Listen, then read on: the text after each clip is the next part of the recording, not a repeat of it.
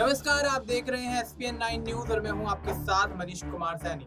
उत्तर प्रदेश में उपचुनाव का माहौल बनता हुआ देखा जा रहा है और ऐसे में उपचुनाव होने से पहले सियासत काफी ज्यादा गर्माती हुई नजर आ रही है। ऐसे में समाजवादी पार्टी में अपर्णा यादव की वापसी के कयास लगाए जा रहे हैं, लेकिन अखिलेश यादव, शिवपाल यादव और अपर्णा यादव को लेकर डिंपल यादव जिस तरह के दावे कर रही हैं, उसको देखकर यही कहा जा सकता है कि अपर्णा यादव वाकई में वापसी करने की पूरी तैयारी किए बैठी हैं। लेकिन अगर अपर्णा यादव की तरफ रुक करके देखा जाए तो अपर्णा यादव इस बात पर कोई भी बयान देती हुई नजर नहीं आ रही हैं, या यूं कहें कि भारतीय जनता पार्टी की तरफ से ऐसी कोई भी कयास या अटकलें नहीं लगाई जा रही हैं जिनको देखकर ये कहा जाए कि वाकई अपर्णा यादव भारतीय जनता पार्टी का दामन छोड़ेंगी और अब वो समाजवादी पार्टी की तरफ रुख करती हुई नजर आएंगी।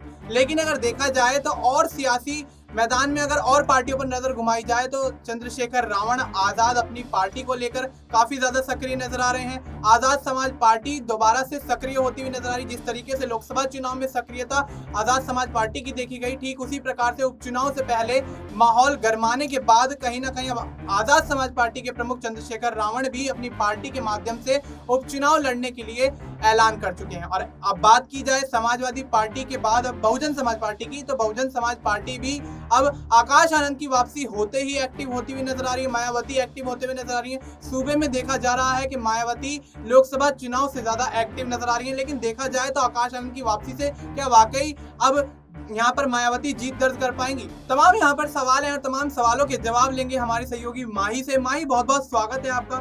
माही, क्या कुछ लगता है जिस तरीके से उत्तर प्रदेश में सियासत गर्माती हुई जा रही है, चंद्रशेखर रावण भी एक्टिव होते हुए नजर आ रहे हैं, यहाँ पर मायावती भी एक्टिव होती हुई नजर आ रही है, समाजवादी पार्टी भी एक्टिवनेस दिखा रही है, लेकिन कहीं ना कहीं देखा जाए तो भारतीय जनता पार्टी उतनी एक्टिव सूबे में नजर नहीं आ रही है और उपचुनाव का माहौल बन रहा है और ऐसे में सीएम योगी आदित्यनाथ भी उपचुनाव की तैयारियां करते हुए नजर नहीं आ रहे। तो क्या अब देखा जा रहा है कि लोकसभा चुनाव में करारी हार के बाद भारतीय जनता पार्टी सुस्त पड़ गई है, या फिर उपचुनाव को लेकर जिस तरीके से सक्रियता कम नजर आ रही है भारतीय जनता पार्टी की, तो क्या यही मान लिया जाए कि अखिलेश यादव जिस तरीके से यहाँ पर दावे करते हुए नजर आ रहे हैं, तो क्या वाकई 10 सीटों पर अखिलेश यादव की समाजवादी पार्टी जीत हासिल करने में कामयाब होगी या फिर समीकरण बदलते हुए नजर आएंगे?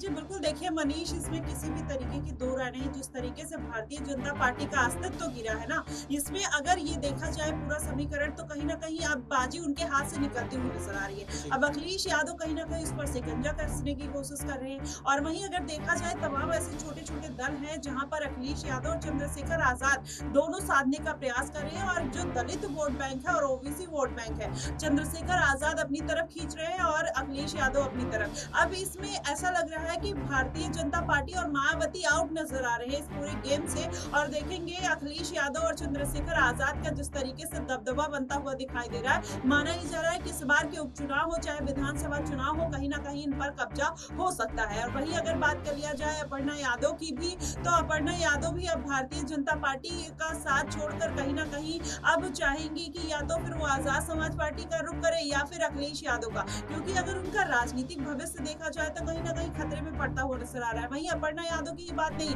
आप देखेंगे स्वामी प्रसाद मौर्य है, पल्लवी पटेल है, वो भी अपनी पार्टी की तलाश में एक मजबूत गठबंधन की तलाश में कहीं ना कहीं जाते हुए नजर आ रही है। तो आप देखिए किस तरीके से पूरा समीकरण बदलता हुआ नजर आ रहा है उत्तर प्रदेश का। कहीं ना कहीं भारतीय जनता पार्टी कमजोर पड़ती हुई नजर आ रही है। और जिन तमाम मुद्दों को लेकर अखिलेश यादव इस बार चुनावी मैदान में उतरे हैं, आजाद तमाम मुद्दे उठा रहे हैं, जो ऐसे जमीनी स्तर के मुद्दे हैं जहां पर जनता के मर्म को सीधे छूते हुए नजर आते हैं। ऐसे माना ही जा रहा है कि आने वाले दिनों में ये एक दूसरे के लिए बड़ी मुसीबत या संकट बन सकते हैं और कहीं ना कहीं मायावती और भारतीय जनता पार्टी का सूपड़ा साफ होता हुआ दिखाई दे सकता है। जी बिल्कुल, तो अब भारतीय जनता पार्टी का उत्तर प्रदेश में से सूपड़ा साफ होता हुआ नजर आ रहा है, क्योंकि जिस तरीके से लोकसभा चुनाव में भारतीय जनता पार्टी तमाम दावे करती हुई यहाँ पर नजर आई, राम मंदिर का मुद्दा लेकर, 400 पार का नारा लेकर और तमाम ऐसी चीजें यहाँ पर भारतीय जनता पार्टी करती हुई नजर आई, जिसके माध्यम से ये समझा जा रहा था, ये कयास लगाए जा रहे थे कि लोकसभा चुनाव में उत्तर प्रदेश में भारतीय जनता पार्टी एक बार फिर से यहाँ पर जिस तरीके से पिछले लोकसभा चुनाव में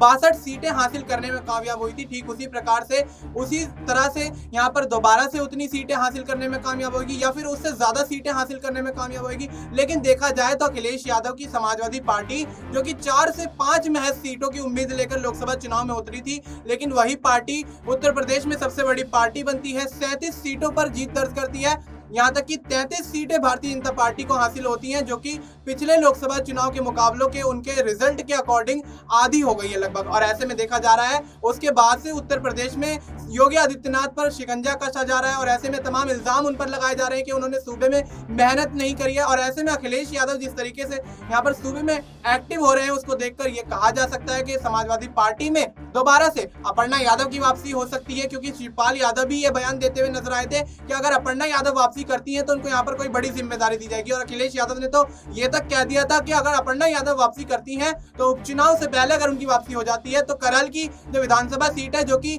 अखिलेश यादव की सीट थी, जहां से अखिलेश यादव चुनाव लड़े थे विधायकी का और वहां से जीत हासिल करी थी, लेकिन लोकसभा चुनाव के बाद उस सीट पर उपचुनाव का माहौल बनता हुआ नजर आ रहा है। और ऐसे में कन्नौज से सांसद अखिलेश यादव बन जाते हैं और उपचुनाव जो करहल की सीट पर होना है उस पर कहीं ना कहीं अपर्णा यादव का यहाँ पर पेच फंसता हुआ देखा जा रहा है। अपर्णा यादव चुनाव लड़ती हुई यहाँ पर देखी जा सकती है। अगर समाजवादी पार्टी की तरफ रुख करती हैं तो अखिलेश यादव का साफ ये दावा है कि अगर अपर्णा वापस करती हैं तो यहाँ पर कहीं ना कहीं उनको ये सीट सौंपी जाएगी। लेकिन दूसरा पहलू इसका ये है कि अगर अपर्णा यादव वापसी नहीं करती हैं और भारतीय जनता पार्टी अगर करहल से ही यहाँ पर अपर्णा यादव को मौका दे देती है तो ऐसे में यहाँ पर तेज प्रताप यादव का भी नाम सामने आ रहा है कि तेज प्रताप यादव को करहल की सीट अखिलेश यादव सौंपते हुए नजर आएंगे। तो अगला सवाल माही ये रहेगा कि अगर अपर्णा वापसी नहीं करती है और तेज प्रताप यादव को समाजवादी पार्टी करहल की सीट सौंपती है और भारतीय जनता पार्टी अपर्णा यादव को करहल की सीट सौंप देती है, तो ये मुकाबला कितना दिलचस्प होएगा। क्या कुछ यहाँ पर समीकरण बनते हुए नजर आएंगे? क्या अखिलेश यादव की समाजवादी पार्टी जीत दर्ज करने में कामयाब होगी या यादव वोट बैंक जो है वो बढ़ता हुआ नजर आएगा? क्या कुछ लगता है आपको? जी देखिए, बिल्कुल इसमें कोई दो राय नहीं। अगर ऐसा कुछ देखने को मिलता है तो पूरा समीकरण ही बदल जाएगा। आप देखिए कि एक तरफ आदित्य यादव, एक तरफ अपर्णा यादव, मुकाबला बेहद दिलचस्प होने वाला है। लेकिन ऐसे में अगर ऐसा वाकई में होना मुझे असंभव इसलिए लगता है क्योंकि अपर्णा यादव ने, आपने देखा होगा, पहले ही जाहिर तौर पर उन्होंने इनकार कर दिया था कि अपने परिवार के किसी भी सदस्य के खिलाफ चुनावी मैदान में नहीं उतरेंगे। जब मैनपुरी से भी चुनावी मैदान में उतारने की बात हो रही थी तब भी अपर्णा यादव ने अपना रुख साफ कर दिया था। तो ऐसे में माना ही जा रहा है कि अब कहीं ना कहीं अपर्णा यादव इन सब चीजों से बचने की पूरी कोशिश करेंगी। और अगर ऐसे में आदित्य यादव को ना उतारकर अखिलेश यादव किसी और को उतारते हैं और भारतीय जनता पार्टी तब उनको करहल से मौका देगी तो जाहिर तौर पर वो इनकार नहीं करेगी। वो इसी मौके की तलाश में है कि भारतीय जनता पार्टी उनको कब जिम्मेदारी दे और कहीं ना कहीं वो अपनी मनचाही पार्टी में रोल करते हुए नजर आए। लेकिन ऐसा कुछ संभव नहीं हो पा रहा है। तो ऐसे में अपना राजनीतिक भविष्य बचाने के लिए अपर्णा यादव को हो सकता है मजबूरी बस इस बार के उपचुनाव और विधानसभा चुनाव में अखिलेश यादव का रुख करना पड़ जाए। और जाहिर तौर पर उनको अगर अपनी पार्टी में अपने घर में वापस जाती है तो अखिलेश यादव कहीं ना कहीं उनका पूरी तरीके से वेलकम करते हुए नजर आएंगे और उनको कोई बड़ी सीट ही देंगे, कोई ऐसी छोटी सीट नहीं देंगे। लेकिन आप देखेंगे उनके परिवार में अगर देखा जाए आदित्य यादव है, धर्मेंद्र यादव है, अखिलेश यादव, डिंपल यादव, शिवपाल, सब लोग है। कहीं ना कहीं कोई सांसद है, कोई मंत्री है, कोई विधायक है। तो कहीं ना कहीं सब लोग पद पर बैठे हैं। एक अपर्णा यादव को अगर छोड़ दिया जाए तो ऐसे में कहीं ना कहीं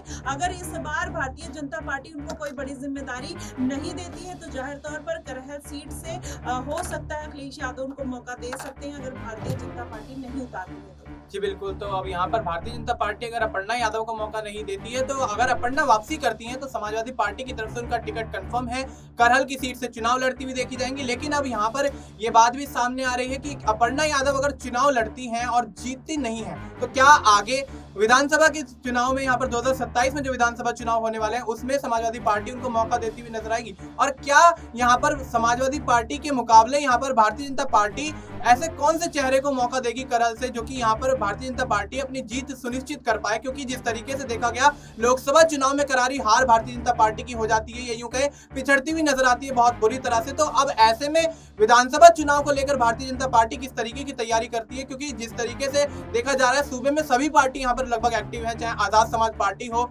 बहुजन समाज पार्टी हो, समाजवादी पार्टी हो, यहाँ तक कि कांग्रेस और तमाम यहाँ पर बड़ी पार्टी, छोटी पार्टी, सभी पार्टी यहाँ पर कहीं ना कहीं अपनी रणनीति बनाती हुई नजर आ रही, मीटिंग्स करती हुई नजर आ रही। लेकिन भारतीय जनता पार्टी जो है वो कहीं ना कहीं लोकसभा चुनाव के बाद सूबे में सुस्त पड़ती हुई नजर आ रही है। और ऐसे में भारतीय जनता पार्टी की तरफ से कोई भी निर्णय उपचुनाव को लेकर नहीं लिया जा रहा है। सीएम योगी आदित्यनाथ कुछ बोलते हुए नजर नहीं आ रहे, पीएम नरेंद्र मोदी कुछ बोलते हुए नजर नहीं आ रहे। तो क्या भारतीय जनता पार्टी वाकई लोकसभा चुनाव के बाद यहाँ पर करारी हार झेलने के बाद इन उपचुनाव में कहीं ना कहीं पहले से ही हार मानकर बैठी है या फिर अखिलेश यादव के खिलाफ भारतीय जनता पार्टी को यहाँ पर बड़ी रणनीति बनाती हुई नजर आएगी?